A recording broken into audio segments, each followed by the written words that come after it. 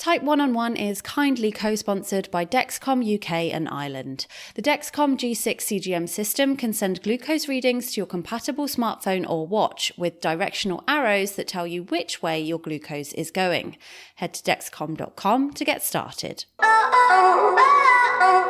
Hi everyone and welcome to Type 1, a podcast that delves into the obscure, complex and challenging world of life with Type 1 diabetes. I'm Jen Grieves, and each week, with the help of some brilliant guests, I'll be showing that there is no normal when it comes to handling this whopper of a chronic condition, because we're all pretty much figuring out the messiness of day-to-day life with diabetes as we go. And most of all, even though it doesn't always feel like it, we are absolutely not alone. My guest this week is Dave. Dave works in telecoms and is from Lancashire, where he lives with his wife and 2 children. He's lived with type 1 diabetes for 41 years, and in 2019, his daughter Martha was also diagnosed with type 1 at the age of 12. Hi, Dave. Hi, Jen. Great to be talking to you today. So lovely to speak to you. Thanks so much for being here. Now, I must say for those listening that when I first started writing about type 1 diabetes back in 2010, Dave, I think you were one of the first people I remember connecting with on Twitter. Possibly. I was starting out at a similar time and then as well, just connecting. It was a good time. And I just can't believe that was 10 years ago. It's amazing. I know. A lot's changed. Yeah, the landscape of the online community definitely, and lots of technology and things like that.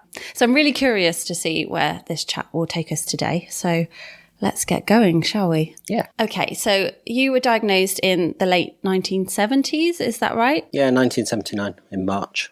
Okay, and how old were you then? I was 3. Oh my goodness. A few months before my 4th birthday. Okay, I don't think I realised you were that young. Do you have any memories of that time at all? Oh, no, not really. I remember being the ill child on the sofa and then the doctor coming, but before that, not so much. So there wasn't much life pre-diabetes for me that I can remember anyway. And do you have any understanding of what the treatment methods were at the time, or what your parents were instructed to kind of do? Yeah, it was glass syringes and steel needles that you had to boil in the pan. I remember the boiling in the pan. And then fairly soon after I was diagnosed, I think, my mum and dad bought this thing called a Palmer Injector. It's like a gun. So you slotted the syringe and needle in and you fired it into your little leg. And seeing a 3 and 4-year-old now, I'd be terrified to do it to my own child at that age. But it was what it was, and it was how you dealt with it then. Just like you deal with it now in different ways. That was the normal, and that was how it was. And I imagine the equipment was a lot bigger then. Like, talk us through the sort of things you were dealing with. Yeah, there was the syringe. Obviously, I talk about the syringe and the needles. They were quite big. And then there was no blood testing, so it was urine testing. You had these little clinic test. You're like a mini scientist putting tablets into your own wee to see what colour it turned into, whether you had any sugar in there or not. So there was no highs or lows. It was just you had sugar or you didn't. And that showed whether you were high a couple of hours ago. It wasn't the most up-to-the-minute blood glucose recognizer that you get today. But it was like I say, it's what it was. And my parents coped as best as they could. Yeah, they did all right. But it was a much more strict mealtime routine. It was all about, there's been different terms for it over the time, I think, but 10 grams was called a line. So you had so many lines for breakfast, so many lines for dinner, 1 mid-morning, 1 mid-afternoon, and then something for your evening meal, which we called supper, and then something before bed. It was very much restrictive. And did you have to eat the same sorts of things each day? I remember there were books about what you could eat, about scoops of potatoes and things. I'm not sure whether you were forced to eat the same thing. We were just a normal family, but I don't think diets were that varied anyway for a lot of people, and we just ate what we ate. Did you ever speak to your parents as you got older about that time and how they processed the diagnosis or took it on or anything like that? We've talked about it a lot more recently since Martha was diagnosed. We've broached the subject again, and Mum and Dad were talking about when when I went to hospital for the first time, they were obviously petrified from themselves. And then as it all got under control, I was still in hospital. They were forced to watch me run up and down the corridor as a 3-year-old until my legs started to go wobbly and I started swaying from side to side. Because that was the way the doctors were showing them what I looked like when I was hypo. So they just forced me to run up and down a corridor. How long did you have to run up and down for? Do you have any idea? I have no idea. I don't know, but it's these little trinkets coming out now, and it's great. It's great to hear them. Yeah, fascinating, I bet, considering how far you've come in terms of technology and other things that we'll get onto. Yeah, but they had support in different ways. Certainly as I got a little bit older, there were local family groups, and we used to go down and meet up once a month. Do you remember much about those at all? I remember going along, and there were a few other people there, but it wasn't. It was more for the parents than the children, I think, to get them to more information. I think they were organised by BDA back then, which is now Diabetes UK. Yeah, their local area. No Twitter or anything like that. No Twitter, no online, no Facebook groups, which are great fun. No mobile phones? No. That's so fascinating. And do you remember how you sort of presented yourself with it, I guess, at school or around friends? Were you quite open about it, or was it something you kept to yourself? I pretty much kept to myself all the way through. It wasn't I don't know. It's about personality, isn't it? It wasn't a big... I didn't like to be the centre of the attention, so therefore highlighting it would make it centre. All my friends, it was quite a small village school, so everyone in the school knew about it and they accommodated as much as they could. And Mum said recently that she often went in and had a few discussions with the kitchen staff over what they could eat, what they could feed me and what they couldn't feed me. And that was, I think, she had a few battles early doors, but God bless her, she got there and she fought my corner. As every parent would, I'm sure. But as a parent now of someone who has been diagnosed, and now for you and for me being older and understanding how little my parents must have understood about all of this. Well, there was so much less information, obviously. And there was less information about the child. The amount I can now understand about what's happening to Martha and her, control's the wrong word, but her blood sugar levels and what's happening to her during the day. My mum and dad were guessing. When we moved on to blood glucose meters, we had the BM sticks. But that was a case of, do you remember BM sticks? I know the name. I can't... Describe them for me. You put a massive drop of blood on this test strip that you waited a minute, then you wiped it off, then you waited another minute, and you tried to match the colours against the chart that was on the side of the tube of the strips. Yes, I remember. And we found some recently, and me and Martha had a go. And we're stood there after a minute going, it could be anything between 4 and 9. How did you manage this? And now we're quibbling over meters that are half a millimole out. And you stood there going, well, I don't know, I think it's about 8. What do you think? Oh, I think it's 5. It really is a different world. I spoke to Pete Davies in the first series and he said, anything below 10, I think was considered a bit iffy, a bit, too low, And that's a relatively short amount of time as well to have come as far as we have. Do you remember any sort of childhood incidents around type 1 where maybe you had a severe hypo or you were running around? Because obviously as you grew older and were going out and gaining more independence and stuff, we didn't have mobile phones where you could call if something was happening. It's only a couple of times. You obviously remember the big ones, but they were just when, because like I say, it was a small village school, so we often went to friends after school. And so you go down to the bottom of the lane and say to your mum, going to go around to Simon's tonight? And you'd be like, oh, yeah. So she drives home in an empty car, if my sister had left the school by then. So we'd walk round to our friends, and often I was due a snack about 3:30 after school. It was normally. At home, it was a salad cream sandwich. They were gorgeous. I haven't had one in years. And the walk home would sometimes cause me to drop low, and then I'd be collapsed in someone's, well, not collapsed, but feeling waffy, as my dad's favourite word. I'd be feeling waffy in some stranger's house. So they'd be feeding me biscuits and chocolate. And those are the hypo memories I have. Nothing major. There's a real sense of community in this, like it was a team effort from, being in a village or being in a smaller area. It is. I think I also sense that with Martha now. If you can build, you build your network, don't you? Yeah. Often this network now is virtual, it's online, and you're building support in different places. But it's still the same type of thing. Did you ever get a sense as a child or going into your teenage years, etc., that there was things you couldn't do because of your type 1, or were you fairly, let's go for it and see what happens? I think as I grew a bit older, I don't think it was a diabetes going to stop me, because diabetes got a bit ignored as I got older. And that's just how it was. But apart from being a fighter pilot, I've never thought, no, I can't do that. But I don't think I had a view of doing some of the stuff I've done more recently, like sport-wise. I never saw myself as sporty then anyway. But as you get older, you realise that as long as you keep doing it, eventually you become more competitive because there's less people doing it. Good perspective there. I like that. Yeah.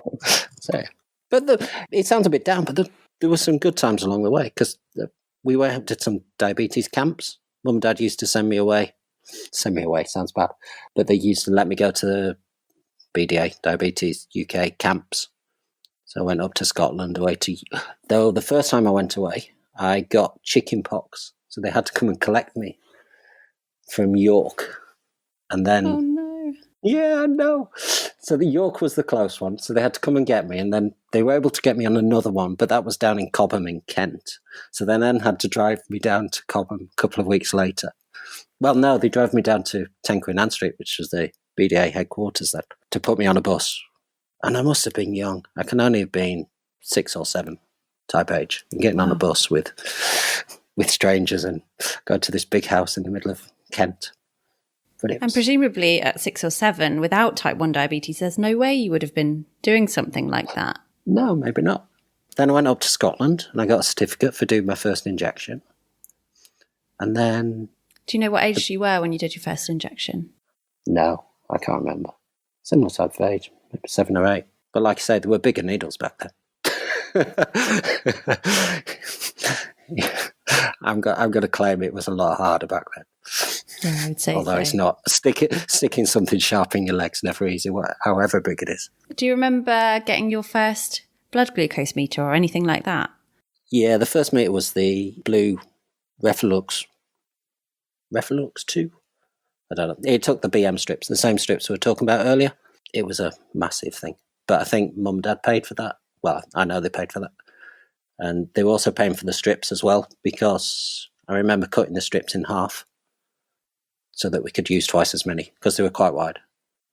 But the advantage of cutting them in half, obviously, you only needed half as much blood as well. So it wasn't a bad thing. It sounds like we've always been kind of adapting this to make sure it suits us. Yeah. And I think meters was the first time the reality and the honesty of the diabetes, and I think came into it. Whereas previously it was the tests were always whatever you wanted them to be. And then meters suddenly come in and there was no hiding. You couldn't persuade someone that 12 was actually a 9. And how did that kind of unfold for you? Was that a bit of realization, or was it, having suddenly a lot more information than you were used to? Did it change your view of it at all? Not in a positive way, I don't think. And it's something I'm very conscious of now. Just because you have all the information doesn't mean you should necessarily use it all, or it's how you judge the numbers. Because for a very long time, it's the way consultants were talking. It was always scores, and you must do better, you must lower your number, otherwise your legs and arms will fall off. And other things will go wrong. And that did a lot of damage for a lot of years. I'd say into my 20s and 30s, it was really a case of your numbers are always too high. No matter how good see, it comes back to good and bad. And I'm now trying to instill in Martha that there is no good and bad numbers. It's just a marker. It's just a number. You treat, you move on. You either eat something or you inject or you do whatever you need to. But for a long time, I think the medical community was all about driving the numbers down by telling people they were doing badly. And I don't think that helped anyone. No. How did you absorb that information in terms of, were you like, I must get these numbers down, or how did that affect your life? Or more a case of, I must present the right numbers at the next appointment because I'm trying to get the numbers down and they're not coming down. So what's the point? I'm going to go blind. I'm going to lose a foot at some point. Why battle it too hard and just crack on with life? And then eventually you come round and you work out that, okay, things haven't all gone wrong by the time I got to 30. So therefore, let's sort it out. Let's work it out and bring things back into line so that I can have a long life and enjoy watching my kids grow up. So through your 20s, there was a time where you say you were a bit more disengaged, but it was because of that pressure being applied from your clinic. And yes, but the pressure was applied early doors. So therefore, because of the pressure in my teens, I think, that didn't give the engagement for a long time until it was with the help of Laura, my wife. It was a case of, right, you need to click in because you've got 1, then 2, then 3 things you really, really love and you need to look after, and therefore sort yourself out. But it had to be something I had to drive myself to, not that a doctor telling me I need to improve wasn't going to do that. But it was a slow, steady, I say slow and steady, but I don't know about you, but when I went into the forums maybe 20 years ago, because internet forums have been around for a while, but they tended to be full of people with a tagline of the HbA1c score, and it was how wonderful they were. And I dived in there, and then I dived out again going, this isn't right for me. And then in about 2009, 2010, I found a couple of forums that were actually, these are people like me. They're not finding it easy to do what they're doing, and everyone has bad days. And it's that reality that other people are doing just the same as me that enables you to switch on. And as soon as you've switched on, then you can engage. And once you start engaging, once you start doing the blood test, naturally, it all starts to click into gear, I think. so you're talking about a 10-year period here. And was it that you weren't testing, or you were just getting increasingly frustrated with the results that you were getting and all this focus on the numbers that just weren't playing ball at times? No, I was testing a couple of times a day, but it was a short, very quick reactive test. So I'd test my blood, I was high, I'd give a correction with my meal insulin at that point. But it wouldn't be a case of thinking, okay, what's caused it to be high today? What can I do tomorrow to fix it? It was always a quick short-term fix. And I think a lot of people relate to having that headspace. It was certainly one that I had for a while, where I wouldn't say I was ever consciously rebelling. Good, all right. Rebelling. Just add an extra syllable, add an extra word. Why not? Yeah. Against my type 1 per se, but I think where else I was at in my life and what was otherwise occupying my thoughts just meant that my type 1 kind of got left behind. Yeah. And that was without the pressure, that you felt under to get those markers and to get those figures. You must have had pressure in a similar way in appointments where you've sat there and thought, oh no, look at my blood glucose diary today. It's not what they're after. Yeah, I think by the time that happened for me, I was at university and I was in the Midlands at uni. So my GP was there. I think my hospital care was still down south and my mum had moved up to Yorkshire. So I was sort of slipping through the cracks, if that makes sense. You were dodging them well, yeah. So I think for a while there, it looked like I was ticking boxes that potentially I wasn't quite ticking. Or if someone wanted to follow up, by then I'd gone to a different service or had moved my address or whatever. So yeah, it sort of all went under the radar, I'd say. Not that I did it intentionally, but like you say, it was a background part of your life, and it was a background part of my life. It didn't seem to have the importance that maybe it should have. Yeah, I think it's something that a lot of people listening will definitely relate to. Do you mind talking a little bit about Laura? No, not at all. So, talk to me about meeting her and introducing your diabetes. Meeting, it was a blind date from my sister and her sister. we first glanced across a bridge as I was going to one pub and she was going to another pub. It had all been set up.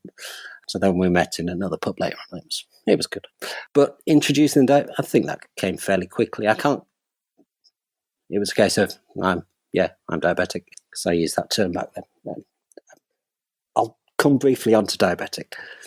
It's not a word I use now, but I don't get offended by it. But I don't like to be defined by it. I know some people hate it and some people don't mind it, but it's not one I use just because I don't like it.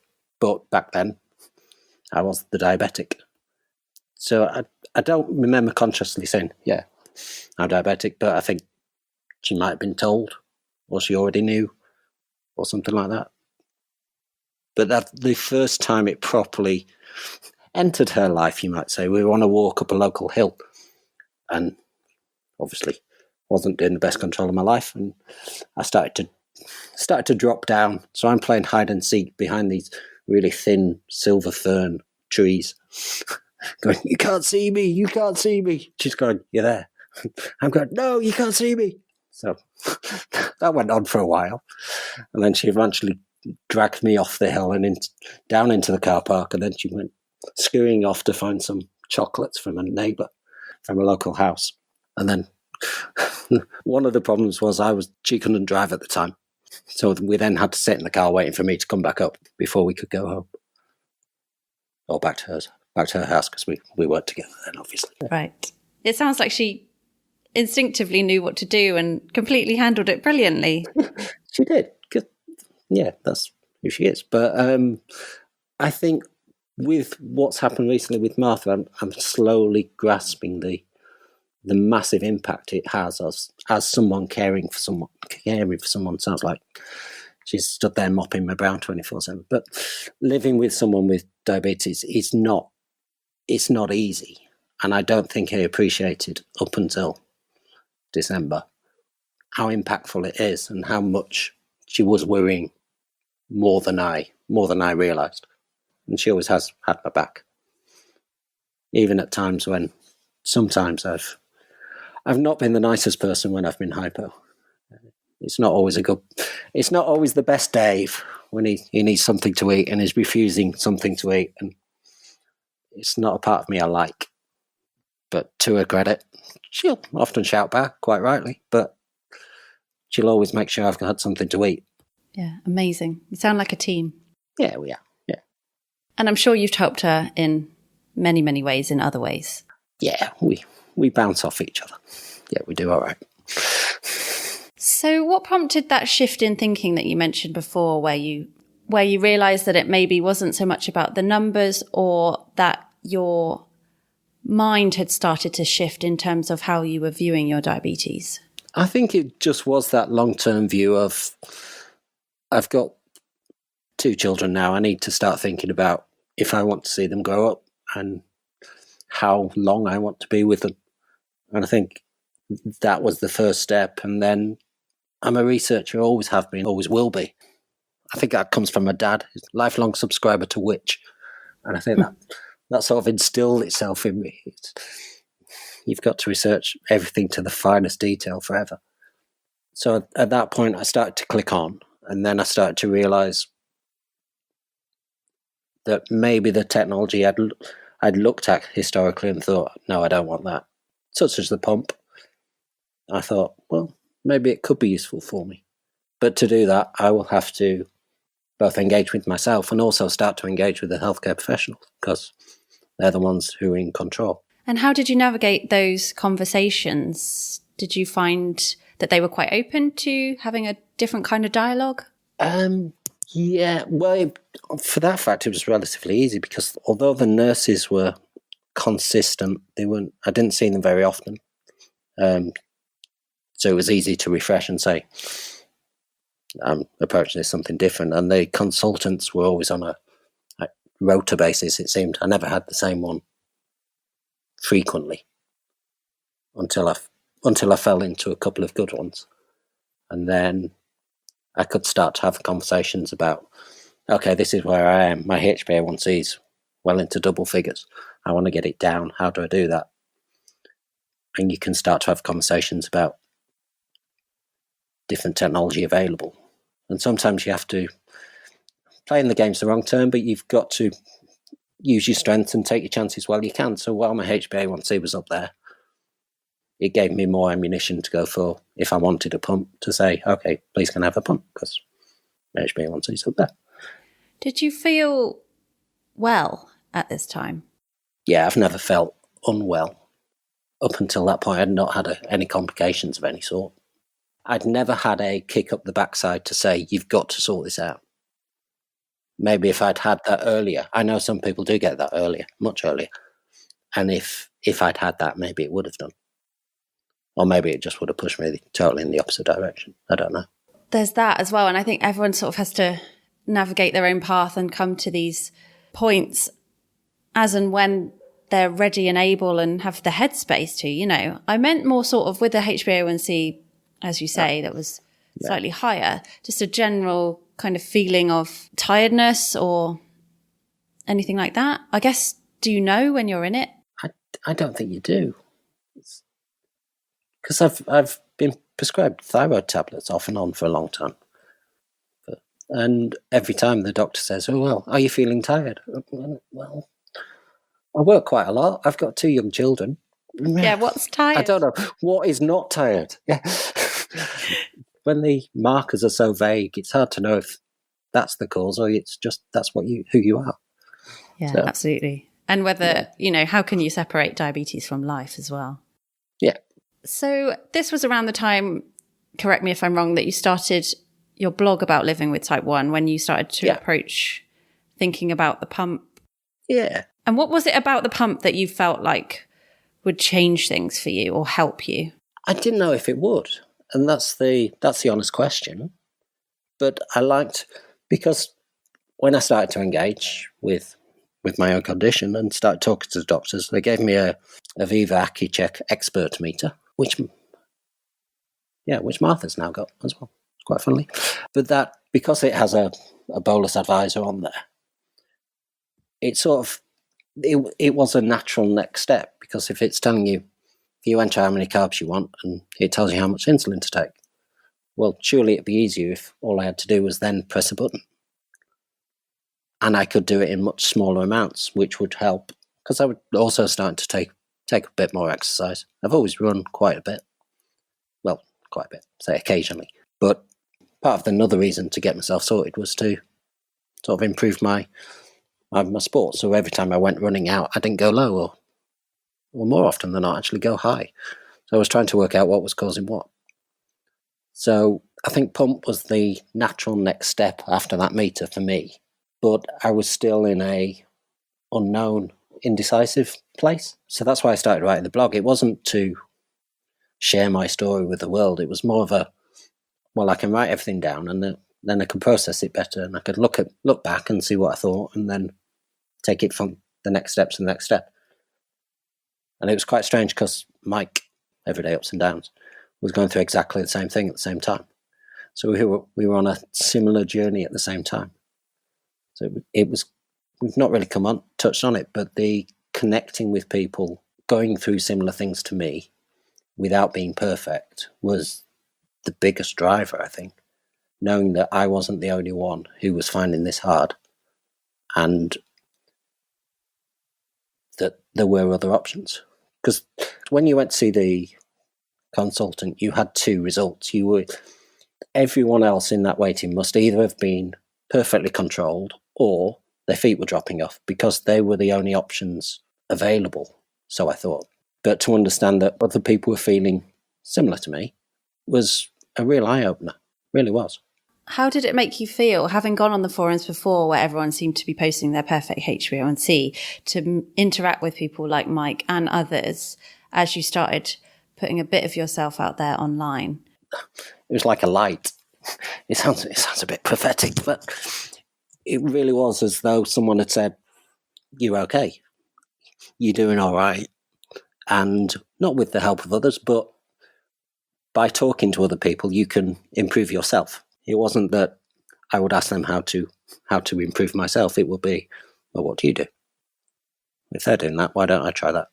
That's invaluable, really. Yeah, and there was another forum around at the time that was full of people like me, and it was entertaining stuff, and that's what got me into it, and that's what got me onto Twitter and everything else, and just connecting. And how, having kind of come through that process, how do you deal with the bad days, quote unquote bad days, now when you're a bit more frustrated or the numbers aren't particularly doing what you would hope that they would do? It comes down to how you view the number. For me, it really does. And I don't, what you might call a bad day, where your numbers might be in the teens, it's more of a frustrating day, and it's every day's a new day to start again. So as long as I get to bed, I have the advantage at the moment. The technology is helping me, and I know if I get to bed at under about 12 or 13, well, any number under 15, I know I can wake up about 6. And having the confidence to be able to do that just means I can relax and switch off a bit. And do you think that it is about confidence in terms of, as you said, gathering information, reaching out online and finding more people like you? Has that made you feel more confident about living your life with diabetes or making decisions for yourself with diabetes as you did get more of your voice in terms of interacting with your healthcare professionals and things? Yeah, I think it's about changing your mindset to them as well, and it's about approaching that appointment as a peer rather than as a subordinate. So you're going to that appointment and you're talking them on a level, and it's going into that appointment with your list of questions to see what they think. You can say, I've tried this, what do you think? And have a discussion rather than let's sit there, let's look at the computer screen and look at those numbers and look what you're doing wrong this month. And it's to approach the appointment in the right frame of mind. It was certainly helped by my current consultant, who I absolutely love. Because as I went through this journey of trying to... I hate that word. As I went down the path, trying to sort myself out, and it's a few years down the line, I had this first appointment with this new consultant, and you're always worried, aren't you? So I went in there with my list of questions, waiting, and I walked in with my notebook and my pen. And the first question she asked was, I see you've got some questions there, let's deal with them first. And that just totally floored me, because the first time I'd gone into a consultant's appointment and been asked what I wanted to talk about. And I've stuck by her ever since, and I absolutely love her. She's the best consultant I've ever had, and we talk on a peer-to-peer basis. I don't know how she feels about that, but I know she appreciates that I know some stuff and I don't know some stuff, and we can discuss things and we can work out the best way to, if there are problems, how to solve them. And having that confidence to talk to the doctor in that way gives you more control, I think, of your own condition. Ipsomed MyLife Diabetes Care proudly co-sponsors Type 1 on 1. The MyLife Ipso pump is not only the smallest and lightest insulin pump available, its open system and app means a continuous or flash glucose monitor can be incorporated. And you'll get software updates as soon as they're ready. No waiting for your pump renewal date. Free Dexcom integration is also expected by the end of 2020. Head to the MyLife Diabetes Care website to find out more.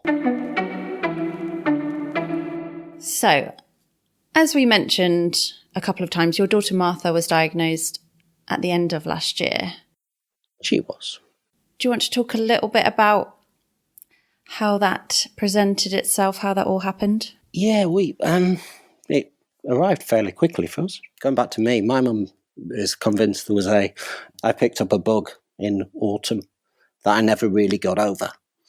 And we felt there was something similar with Martha. For the first time, in early November, she wasn't very well. She plays a lot of football. And for the first time, she came off the pitch just after it started, saying, I can't go on, I'm struggling to breathe, really chesty.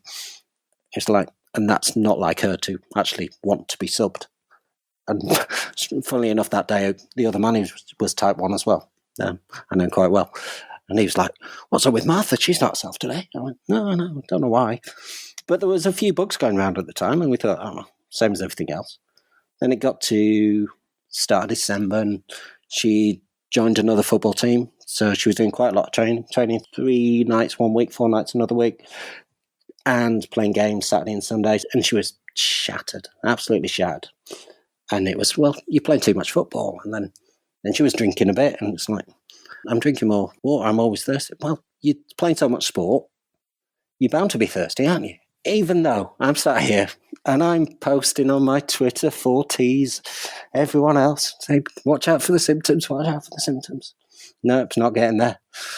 And with both Joe and Martha, we've always like kept an eye out. And now and again we'd say, oh, let's give you a test, just see how you're doing. And numbers have always come back good.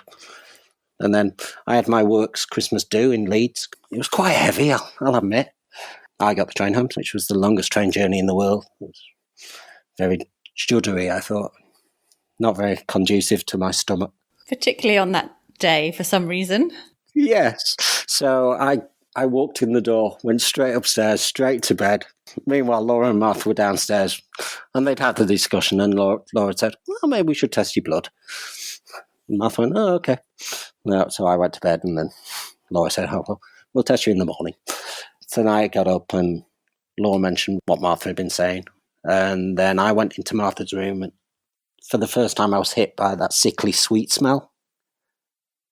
And still my brain, I was hungover. I was feeling bad. I wasn't feeling 100%. And then she said, I get up a couple of times in the night, go for a wee.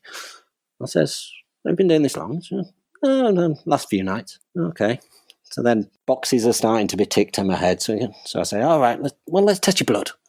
Go downstairs, test it, 19. Oh, that's not good. Wash your hands. Comes back, test it again, 22. Now, obviously, she's not gone up 3 millimoles in that time. It's just because the numbers are so high, there's the variation's tiny in effect. So I give her a breakfast, send her through to the living room, and then I go upstairs, show Laura the meter and go, we need to get a scene. So with the help of the local GP, who were fantastic, we got booked in at 10:30. So we sent Martha off to school, because geography first lesson, I think. But she was happy she got out of it early. So we picked her up, and then I was still not feeling well. We went to the GP, and while waiting in the GP, Martha said, can I go to the loo? And I went, yes, of course you can. Laura's going, well, surely they'll need to test her urine. And I'm going, no, it's all blood. So obviously we walk into the GP, and what's the first thing the GP says? Can you do a urine sample? So I get a look, obviously, because I told her she didn't need one. So off she toddled, but no, nothing was coming out. Anyway, they did the blood. It was still 22 point something, 23, I think. And GP was fairly confident like we were. It was just straight to the children's ward. So we went along there, and we were still fairly relaxed. We sort of knew what it was, but it wasn't hitting home. I think it's the type of family we are. It's just we'll deal with it. So we got to the hospital, and we waited around a bit, had some more blood tests. Then the one doctor said, yeah, confirmed. Then it hit a bit. And then the doctor said to Martha, oh, so what are you doing? And Martha said, well, I'm playing football this Saturday for final for my school. And at that point, it was like, she's got it. It's not going to stop her. There's no doubt in her mind that it will stop her playing football, which is a one true love at the moment. And that confidence allowed us to crack on. We saw the consultant. She had her evening meal. She'd done her own blood test. She'd done her own injections, as she has ever since. We've never done one for her. So off we trundled home and then sort of cracked on. Where was your head at in all of this, knowing exactly what it's like to live with type 1 diabetes and knowing that it's, for the foreseeable? Foreseeable. I like that. There's always hope, Dave. Always hope, yeah. Yeah, you've got to tell the newly diagnosed, what's that? My head was It was wobbling. I think it was wobbling for Laura just as much, because now she had two of us to deal with almost. And you're always thinking about the future and what the impact will be and what they can and what they can't do. Will it stop them doing their dreams? Will it stop them fulfilling anything? And will people always view them as the person with diabetes? And we've tried to instill in Martha, and to be fair, I don't think we need to try that hard, that it's just something she has and she'll crack it. And I'm hoping that's an attitude she keeps forever, because at the moment she's bossing it. And she's only 12, and there's teenage years to come. And we're not ignorant enough to know there won't be ups and downs. But she's got obviously more access to technology now than I ever had. Not necessarily easily to get to access, but it's available in some way if you need it. And how has it changed your relationship with her, if at all? It's hard, but can I flip it to Joe a little bit? Yeah, I was going to say the wider family as well, because there's a lot, you live with type 1, but there's a lot of people, as we've discussed, Laura and the family, who see what goes on and who are impacted by it. It hit Joe as hard as any of us, I think, because over the years, we joked that one of them were bound to get it. And it was almost a running joke that he was the one who was going to get it. He'd be more suited, because younger he was a bit more level-headed, and he'd be the one most able to handle it. And I think that had been set in his brain. And when Martha got it, he was knocked. He was like, it shouldn't be her, it should be me. It's not fair. And it's tough, and he's always looking out for her, and he's always worried about her. And thankfully, they go to the same school, and if she's in trouble, he'll be there. She hasn't been yet, but at some point there may be. But he's always offering support. And I think everyone focuses on the Martha, and I'm keen that it's not, because it like you say, it impacts everyone. Laura and Joe as much, if not more, than us, because we deal with it. Like yourself, you live with it, don't you? And because you're living with it, you're almost in control of it more. But if you're stood on the sidelines, I appreciate that now because of Martha, that I was a nightmare in the first week, because I was desperate to know what a number was all the time. And it took me a few days to actually step back and go, no, this is her condition, she's got to manage it, and it's her number, it's not my number. I can't demand to know it.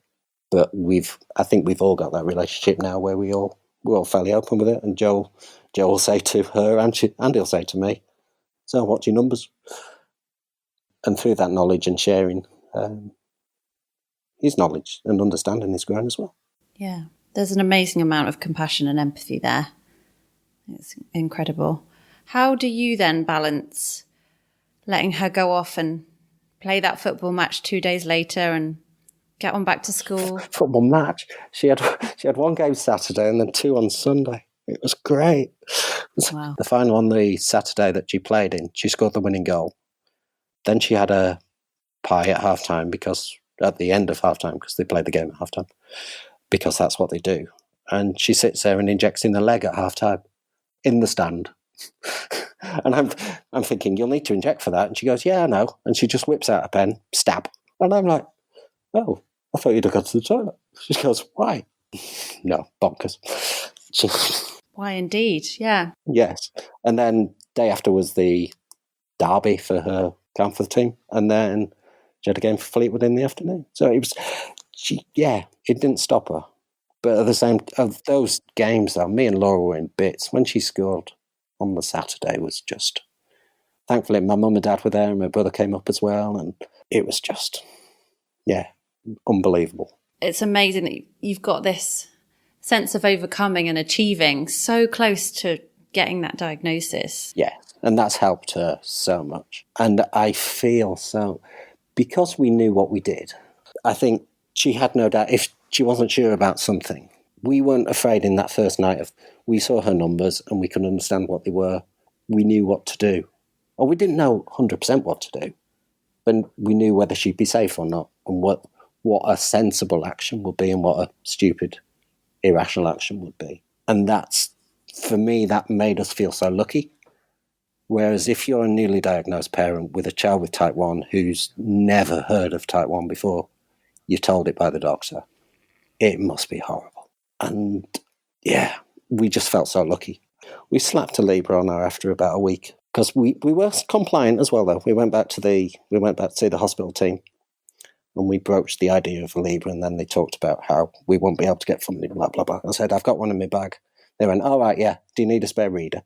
Slap it on. So because I was funding it, they were fairly happy with that. And that gave us the confidence to let her take ownership from that point, and we can see, you could judge fairly quickly which way the numbers are going. And having the confidence, it's building her knowledge to enable her to be able to go out by herself and handle herself. You've got to give her the knowledge to understand what she needs to do. So she'll always have sweets with her, and she'll always keep scanning, and if she drops low, she'll have something to eat. We're not needing to correct any highs at the moment, unless at meal times. We'll never do it in between meal, just because she's injecting. Was it funny for you to get the injections back in your life now that you're on a pump and have been for some time? Oh yeah, absolutely. I was not struggling, but it was an alien concept. But it's not rocket science, is it? Like I say, we're lucky. We knew what we were doing, and yeah, she mastered it. And what do you hope for the future when it comes to type 1 diabetes for yourself and for Martha? I think the future's unknown, just like it always has been. I had a T-shirt for years that said, "Don't worry, the cure's only 10 years away." Copyright 1979. And that's because that's always how it's been. The cure is always 10 years away. We've just got to hope for improvements in both biological treatments, the insulins we use, and also the mechanical stuff, because the changes in the last 5-10 years have been, as you'll know, they far exceeded anything else for the previous 30 or 40. And the pace of change seems incredible. Another 12 months and there'll be another couple of options for automated pancreases and all that type of thing. But it's in relation to what we want from diabetes, we just want it to be easier, to have less burden. So for Martha, that might be able to get her a Dexcom so she can, rather than having to get a phone out of her school bag to scan a Libra or have the reader and scan the Libra, she can just look at a watch. Now that's just a alien concept to imagine when we were 8 years old, being able to look at your watch, see what your blood glucose was. It's just crazy. If you could speak to your 6, 7, 8-year-old self now and say that one day you will have an insulin pump that will be able to dose in micro amounts and you won't have to automatically. Automatically. Yeah. What do you think you would say? And all the other things that you now do? He'd be like, nah, you must be living in an alien world, because, and in 40 years' time, will Martha be sat there with something else, or not even that? She might, even trying to imagine what 40 years will bring is impossible. But in 10 years, it may be that she's injecting an insulin that only needs injecting once a day, and it automatically deals with the food for the day. I never expect, and I never have, and I doubt I ever will, a total cure. But something like a once-a-day injection would be just as close as you can get to it. And you've mentioned a lot sorting yourself out and things like that. Do you feel sorted? Can you feel sorted living with type 1? I don't know. I think you always strive to have a flatter line. Or if you're, but it comes back to access and things like that. I'm fortunate that I have access to the technology that allows me to see if I've got a flat line or not, whereas some people can only get test strips and they've got to handle it in their own particular way. And it's, for me, I feel fortunate to be in the position I am. And there's a bit of luck in there, there's a bit of hard work and talking in the right way and making things happen. But I don't feel unlucky. It's wrong to say I enjoy my diabetes, but I don't hate it. It's annoying at times when the sets hurt and when I go low, like I did a couple of hours ago, and that's one of those things, isn't it? I'm now past the point of sitting there and thinking, woe is me, because it doesn't change anything. We've just got to look forwards and be appreciative of what you have and just look towards the future. I don't feel bad for Martha's future. She's got opportunity. The only person that can hold her back, I feel, is herself. And when it goes back to communication, we were talking before about how I was the only person I knew with diabetes. And within a week, she was speaking to someone in South Wales of the same age who plays football, who plays netball, and someone else in a different place. And her friend at school, she's still texting now when she's off school. And the ability to interact can only help you to engage more. There will be wobbles. She's not going to ride this smoothly. The teenage years are horrible, especially for a girl, I'd guess. I'm guessing, Jen. But ups and downs. Ups and downs, yeah. But she'll ride it and we'll support her as best we can. And she'll come out the other side. Amazing. One more question. Sure. If you could go back and never have had diabetes at all. Oh, this is the killer one, isn't it? Would you send it back? I don't know. I really don't know. I've thought of this before. I don't like the question really because it's part of me, and if I didn't have it, then what would I also lose? I'd certainly lose talking to you and hundreds of other people around the world. So have I gained more from it? I've gained a lot from it, but I've also lost because of the pain that it's brought, not just my loss, but the worry, the upset that it's brought to everyone else in my family. My mum, my dad, my brothers, my sisters, and my wife. It's the added burden for them that I would take it away for. But I wouldn't take it away for my reason. I'd take it away for other people. If someone comes away from this podcast with one takeaway, what would you like that to be? Just own your condition. Understand that it's yours, it's not the healthcare professionals. It's no one else's. It's yours. And if you can get your head around that and engage with people in a level way, not confrontational, just go about in a head way and keep calm as much as anything for the parents. Because I'm going to go off on a tangent now, but I'm on a couple of parents groups on Facebook, because you do. And it was quite an eye-opener when I got on there, because it's quite a heated place. People get upset about everything. And if someone says, should I do this? And it's a case of, oh, you must do this. If you don't do this, you're neglecting your child. That type of thing. And it's just calm down.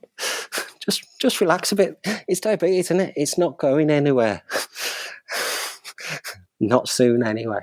So we've all got plenty of time. If you want things to change, work out the best way to do it. But you don't have to rush it. Take it slowly and just engage with yourself, and then engage with the professionals, and engage online. Speak to other people. And if people are winding you up, if they're being stupid and they're telling you to do stupid things, don't talk to them again. Go away and find someone else who you do like talking to. Yeah, I think that's an important point, because we're all passionate about the online community, but I do think you kind of have to find the people that resonate with you and interact in a way that you feel comfortable with. A lot of people are passively online, absorbing information, and that's perfectly okay. Absolutely, yeah. Where can people find you? Speaking of, people find me across the socials. Yeah, you'll find me on Twitter. I'm Sowerby, SOWERBEE. My blog is The Tangerine Diabetic. And I also have an Instagram, which is Mr_Sowerby. Yeah, that's where I am. If you want to get in touch, feel free. Drop me a line and I will happily speak to anyone. Dave, thank you for being such a calm and steadying voice in this community. No, it's been a pleasure. It's been a fantastic therapy session. Oh, I'm glad. That makes me feel really... Talk through my last 40 years and yeah, all is good. That makes me feel really happy. Well, you are a calm and steadying voice in this community, and we need you. So thank you so much. And thank you so much for talking to me today. No problem. I hope you enjoyed this episode of Type 1-on-1. Please remember that nothing you hear on this podcast should be taken as medical advice. I'm definitely not a healthcare professional. If you like what you hear, hit subscribe and do leave a little review on iTunes if you have time. It really helps to spread the word about type 1 diabetes. You can find me at Miss Jen Grieves across all the platforms, and the podcast show notes live at missjengrieves.com.